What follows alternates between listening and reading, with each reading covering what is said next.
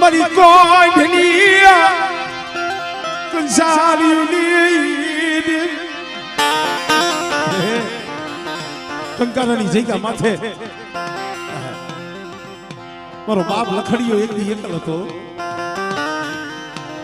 અને આ એકલનો બગીચો રસાવી દીધો મારો બાપ ભાગુડીની દીવી.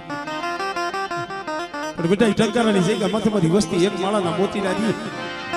મારી ભાગુડીની દીવીની મારી વાણિયાની દીવીની કીધીયું કરે અને જો મારી વસ્તીનો જો ધણી મટું અને મારી વસ્તી માથે દુઃખ મળે અને મને ભાગુડીની દીવીને હાથ મળે આ મળે